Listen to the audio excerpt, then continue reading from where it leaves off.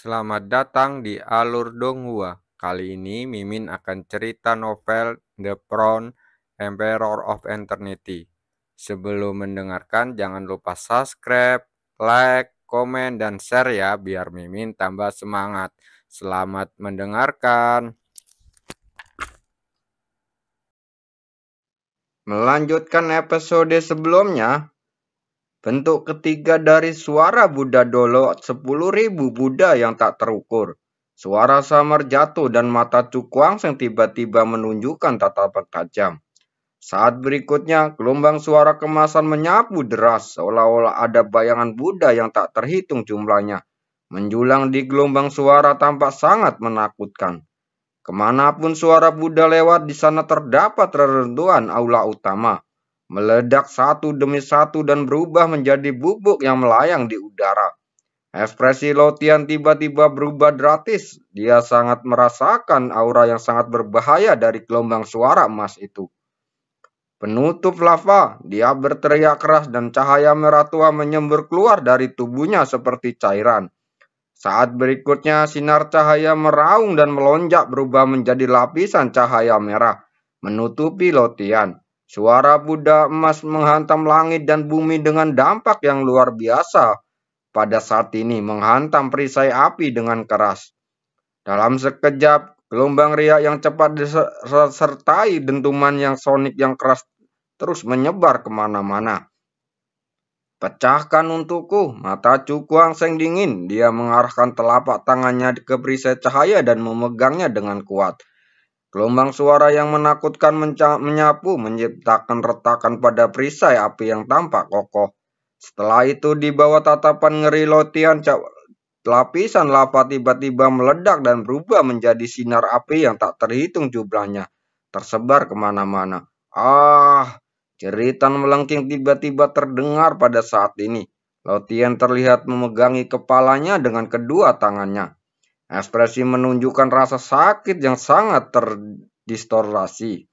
Melihat pemandangan ini, tiga praktisi alam juding setengah langkah terkejut dan berteriak dengan mendesak.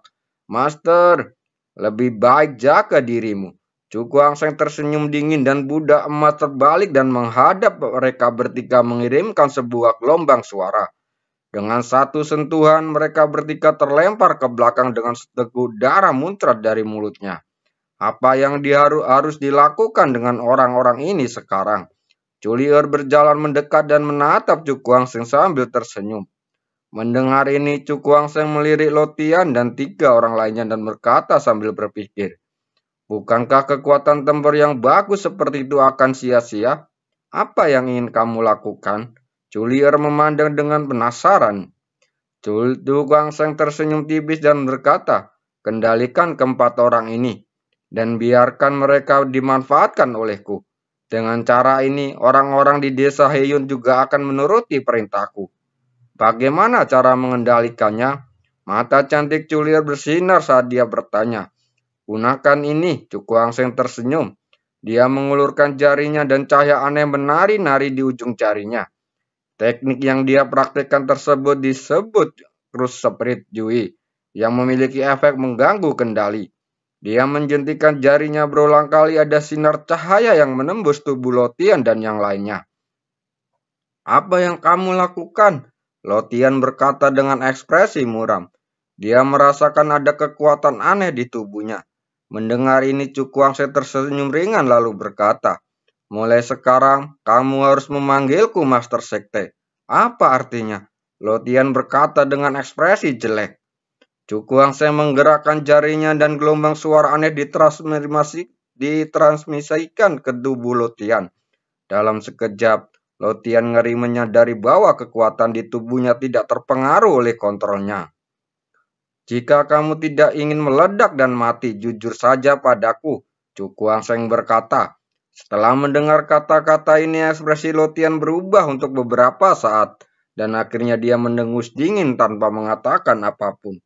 Orang kejam seperti dia yang telah berada di jurang naga hitam selama bertahun-tahun, secara alami tahu kapan kamu harus menyerah. Kalau tidak, dia tidak akan hidup sampai sekarang. Kamu bajingan kecil, jangan biarkan aku mengambil kesempatan ini. Jika tidak, kamu akan mati tanpa tempat pemakaman. Lotian mengepalkan telapak tangannya erat-erat dan matanya bersinar dengan dingin. Bahkan jika Cuku Wangseng tahu tentang pikirannya, dia tidak akan memperdulikannya. Karena dia bahkan mencampurkan jejak kekuatan menara ruang waktu ke dalam seni roh kutukan. Jika Lotian ini tidak terlalu kuat, mustahil untuk melepaskan diri dari pengekangannya. Selanjutnya, Master Desa Lo akan membantu kami meyakinkan bawaan Anda, bukan? Cukuang Seng melirik Lotian dan memiliki ekspresi muram dan berkata dengan tersenyum si tipis. Mendengar ini Lotian mendengus dingin dan berjalan menuju depan desa Heyun bersama 3 orang lainnya. Melihat ini Cukuang Seng menghadap kakaknya, dia meliriknya lalu mengangkat jarinya dan mengikutinya. Di gerbang utama desa Heyun, Lotian berteriak pada kedua belah pihak dalam pertempuran sengit. Mendengar ini semua orang di desa Heyun tercengang dan tanpa sadar berhenti.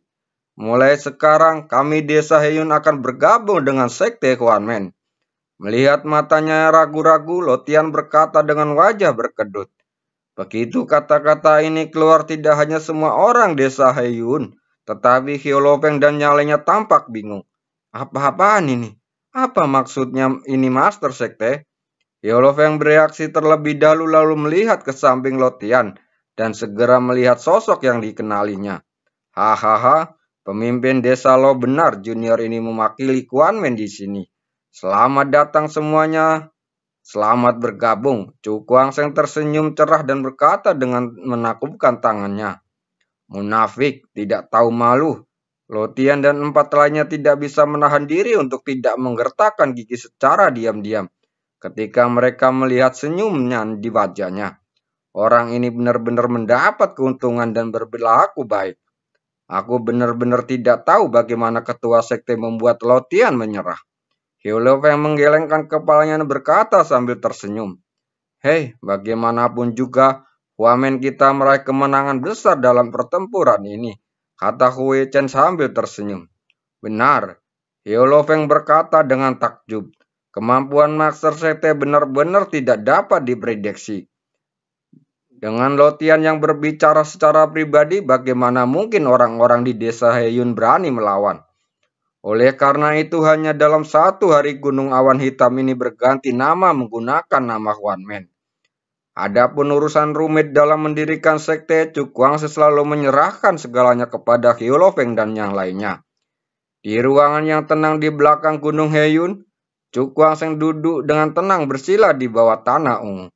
Di depannya ada potong-potongan batu luar angkasa berwarna keperakan yang disusun berjajar. Gumpalan cahaya perak mengikuti nafasnya dan masuk ke tubuhnya dan dari batu luar angkasa. Dan auranya juga meningkat pesat saat ini.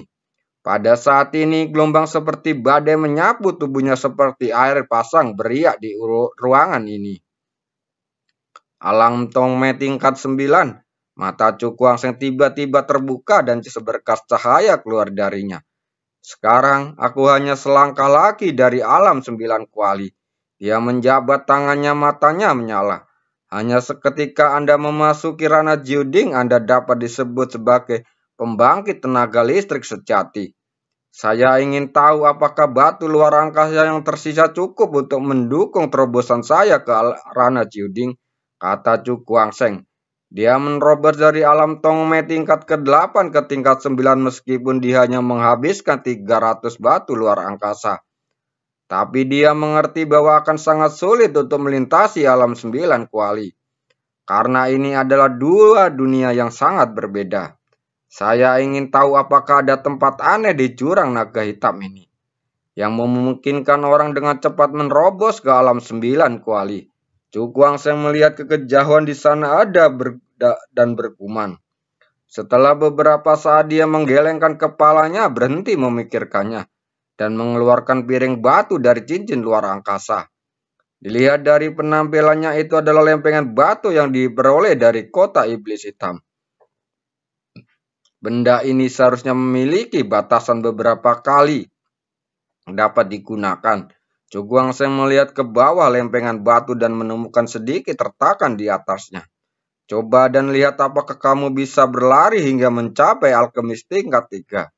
Dia bergumam lalu berjalan ke tengah lempengan batu dan duduk bersila. Begitu kekuatan mentalnya bersentuh dengan lempengan batu, lempengan itu langsung hancur dan rasa sakit yang tak terlukiskan terus mengalir keluar dari pikirannya.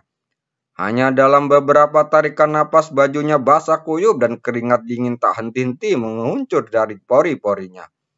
Latihan menyakitkan ini berlangsung selama 3 hari penuh sebelum Cukuangseng menarik kekuatan mentalnya karena dia tidak dapat menahan lebih lama lagi.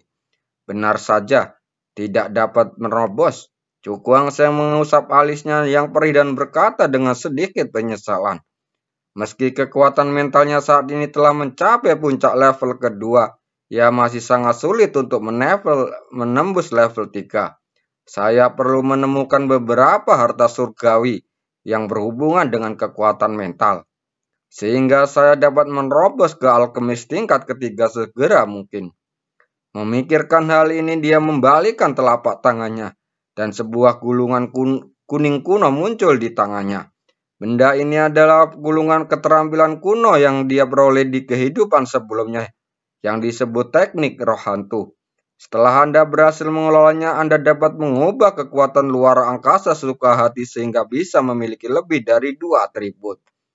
Yang lebih aneh lagi adalah meskipun teknik roh hantu ini hanya memiliki tingkat bintang 5 yang murni, teknik ini bisa menelan sejumlah kekuatan yang kuat untuk mencapai tujuan evolusi pada dirinya sendiri.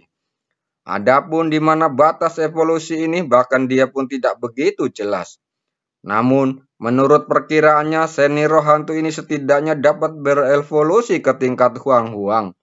Ada tingkat ke-9 ini, bahkan jika Anda mencari di seluruh kekaisaran Shenlong, Anda mungkin tidak dapat menemukannya.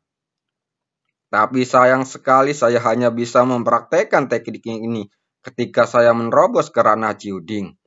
Cukuangseng menggelengkan kepalanya lalu menyimpan gulungan itu dan berbalik berjalan menuju dari ruang pohon kuno.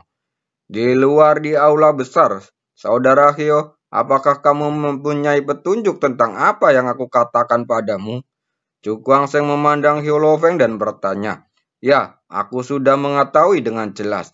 Hyo Lofeng mengangguk lalu mengeluarkan peta dan menyebarnya di atas meja.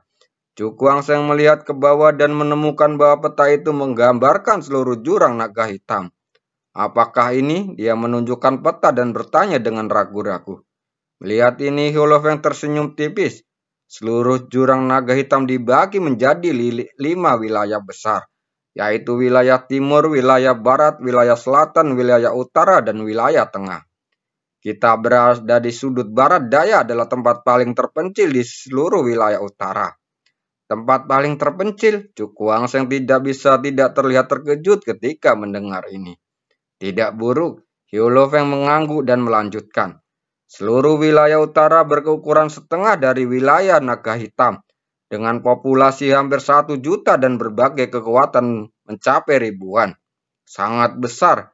Jika kelima wilayah utama dijumlahkan, bukankah ukurannya 2 kali lipat lebih besar dari wilayah naga hitam?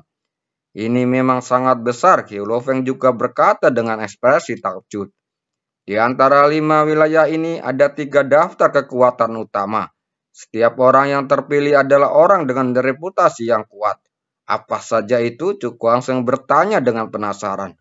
Daftar surga, daftar iblis hitam, dan daftar orang-orang kejam, kata Hyo Lofeng. Oh, setelah mendengar ini mata Cukuangseng berkedip. Dia secara alami tidak terbiasa dengan peringkat surgawi dan peringkat iblis hitam. Tapi di akhir daftar kejam dia tidak tahu apa-apa tentang itu. Daftar orang yang disebut kejam adalah daftar unik di jurang naga hitam. Hyolop yang menjelaskan sambil tersenyum. Sebelum Tian Yuan kita menetap di jurang naga hitam, ada orang-orang yang melakukan hal baik berdasarkan kinerja masing-masing dalam daftar teratas. Dan dikatakan bahwa bahkan orang terakhir dalam daftar kejam tangannya telah berlumuran darah dan telah membunuh setidaknya 100 orang. Dia hanya berada di urutan terbawah dalam daftar kejam, tapi dia sudah sangat kejam. Kalau dia orang pertama, tangannya pasti ternoda darah oleh ribuan orang. Seperti yang diharapkan, menjadi kejam di jurang naga hitam bisa membuatnya terkenal. Dia berkata dengan ekspresi takjub. Hanya di tempat seperti ini, begitu banyak orang ganas dapat dilahirkan. Master Sekte, sekarang Huarmen pada dasarnya telah menetap. Orang-orang di desa Heyun juga takut dengan metodemu yang berani melakukan perubahan. Apa yang harus kita lakukan selanjutnya? Hyolofeng bertanya dengan suara dalam. Setelah mendengar ini, Cukuang Seng merenung dalam waktu yang lama sebelum bertanya. Apakah kamu tahu penggerakan siswa Tianyun lainnya? Saya tidak tahu semuanya. Hyolofeng menggelengkan kepalanya dan berkata, tetapi dari informasi yang saya kumpulkan, sebagian besar siswa Tianyuan bersembunyi dan tidak berani menunjukkan wajah mereka dengan mudah. Apakah begitu? Cukuang Seng menyentuh dagunya, matanya berkedip sejenak lalu berkata, biarkan semua saudara bersiap selama beberapa hari, dan kemudian kita akan memulai memperluas wilayah kita. Apakah tidak terlalu cepat untuk memperluas wilayah? Hyolofeng berkata dengan ekspresi khawatir. Mendengar ini, Cukuang Seng menggelengkan kepalanya dan berkata, saya memahami kekhawatiran Anda. Tetapi hanya dengan cara ini kita dapat melenyapkan anggota lama desa Heyun yang memiliki motif tersembunyi. Lagi pula, begitu kita membuat nama untuk diri kita sendiri, para siswa Tianyu yang bersembunyi pasti akan membelot ke kita. Pada saat itu, dengan siswa Tianyu yang dapat dipercaya sebagai fondasinya, Huanmen kita benar-benar dapat tumbuh lebih kuat. Setelah mendengar analisisnya, kekhawatiran di mata Hyolofeng perlahan menghilang. Aku akan bersiap sekarang. Dia melengkungkan tangannya dan keluar dari aula. Melihat sosoknya yang pergi, Cukuang Seng membalikkan telapak tangannya dan pedang hitam yang berat muncul di tangannya. Dilihat dari penampilannya, itu adalah yang digunakan oleh Dekan Empat Roh, pedang berat besi hitam. Ekspresi wajahnya berikutnya yang menyebabkan pertumpahan darah. Dan mengambil kesempatan ini saya dapat menyempurnakan pedang berat ini sepenuhnya. Cukuang Seng mengulurkan tangannya dan mengelus ujung pedang dengan ringan. Matanya berbinar terang. Semua senjata langka ini memiliki spiritualisnya sendiri. Jika Anda ingin benar-benar mengendalikannya, Anda harus mengalami pengalaman berdarah dan bisa melawan. Pergelangan tangan Cukuang Seng bergetar dan pedang berat di tangannya menunjukkan secara diagonal ke tanah. Dia mendongak dan melihat ke kejauhan. Tatapan tajam tiba-tiba muncul di matanya. Dia tidak tahu siapa yang akan menjadi penguji pedang pertamanya selanjutnya. Terima kasih telah mendengarkan.